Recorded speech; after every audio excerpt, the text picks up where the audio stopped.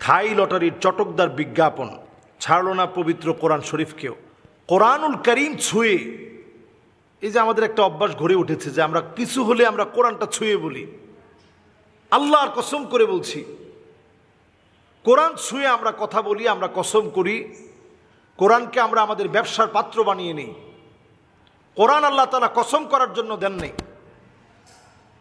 এখন লটারিতে পর্যন্ত ব্যবহার করা হচ্ছে। চিন্তা করে, মানুষ ঠকানোর একটা হাতিয়ার বানিয়ে নেওয়া হয়েছে। তারা বিশ্বাসযোগ্য করে তোলার জন্যে, আপনারা দেখেছেন নিশ্চয়ই নিউজগুলো, সেখানে রিয়াল, বিভিন্ন কারেন্সি সব ব্যবহার করা হচ্ছে। মানুষ যেন ঠকে যায়, ধোঁকা খেয়ে যায়। বাংলাদেশে অসংখ্য জুয়ার সাইট আছে, বিভিন্নভাবে পরিচালিত হচ্ছে। আগামীর পৃথিবীর সবচেয়ে বড় চ্যালেঞ্জ হচ্ছে এই জুয়া। পৃথিবীর এই চ্যালেঞ্জ এত ভয়াবহ আকার ধারণ করেছে, সারা পৃথিবীর 200 কোটি মানুষ এখন জুয়ায় আক্রান্ত। 200 কোটি মানুষ জুয়ায় আক্রান্ত, মহামারীর আকার ধারণ করেছে। শহর, গ্রাম, গঞ্জে সব জায়গায় এখন জুয়া চলছে। আমাদের দেশে এই জুয়াটা এত ভয়াবহ আকার ধারণ করেছে, দেখবেন ফেস ভ্যালুওয়ালা অনেক লোক, অনেক তারকা, অনেক ক্রিকেটার, এদেরকে দিয়ে কণ্ঠ মিলিয়ে বিভিন্ন বিজ্ঞাপন তৈরি করে এই চটকদার বিজ্ঞাপনের মাধ্যমে মানুষের টাকা পয়সা হাতিয়ে নেওয়া হচ্ছে। থাই লটারির মাধ্যমে যেভাবে প্রতারণা চালানো হচ্ছে, নীলফামারীর একটা অঞ্চলের বিশাল অংশ জুড়ে আমরা দেখেছি সাংবাদিককে পর্যন্ত মারার জন্য তেড়ে আসতেছে। অল্প বয়সের ছেলে, মাত্র ইন্টারমিডিয়েট লেভেল কমপ্লিট করা ছেলে, সে কয়েকবার জেল খেটেছে, পুলিশের কাছে ধরা খেয়েছে শুধু প্রতারণার জন্যে। শুধু এতটুকুন আইনি অথবা শাস্তি তাদেরকে থামানোর জন্য যথেষ্ট নয়, বরং তাদের ব্যাপারে আইন হতে হবে কঠোর থেকে কঠোর। আমাদের যুব সমাজকে ধ্বংস করা হচ্ছে, মানুষকে প্রতারিত করা হচ্ছে। এরা নিজেদেরকে মুসলিম বলে পরিচয় দিলেও নবী সাল্লাল্লাহু আলাইহি ওয়াসাল্লাম বলছেন, মান গাশশানা ফালাইসা মিন্না, যে প্রতারণা করে সে আমার দলভুক্ত হতে পারে না। কোনো প্রতারক সে যে লেবাস ধরুক না কেন, সে নবী সাল্লাল্লাহু আলাইহি ওয়াসাল্লামের উম্মত হতে পারে না। এই প্রতারণায় পড়ে কারা? প্রতারণায় বেশি পড়ে দেখবেন 2 শ্রেণীর মানুষ। 1 নাম্বার, যে খুব লোভী মানুষ, অল্পে খুব দ্রুত ধনী হতে চায়, এই লোকটা প্রতারিত হয়, প্রতারণার ফাঁদে পড়ে যায়। 2 নাম্বার প্রতারণায় পড়ে সহজ সরল মানুষ, কিন্তু দ্রুত ধনী হতে চায়, যে আমি সোজা সরল মানুষ, আমি দ্রুত ধনী হতে চাই। এই মাধ্যম হিসেবে লটারি বলেন, এখন বিভিন্ন দেখবেন জুয়ার এখন রমরমা অবস্থা চলছে। এই জুয়ার যে রমরমা অবস্থা চলছে, নানা রকমের জুয়ায় মানুষ আসক্ত হয়ে যাচ্ছে।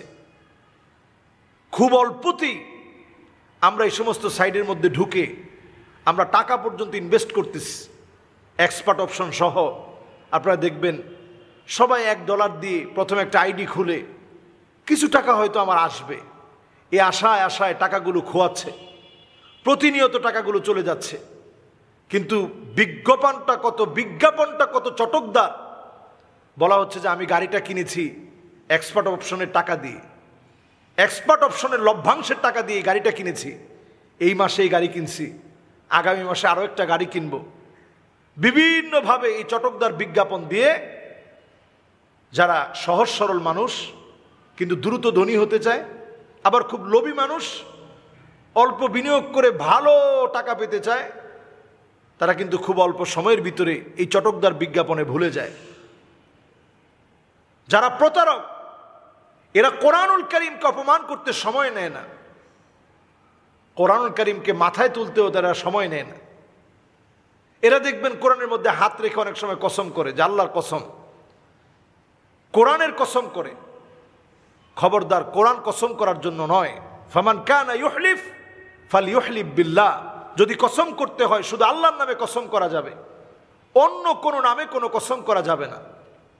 এই জন্য এই বিষয়গুলো আমাদের পরিষ্কার জানা উচিত।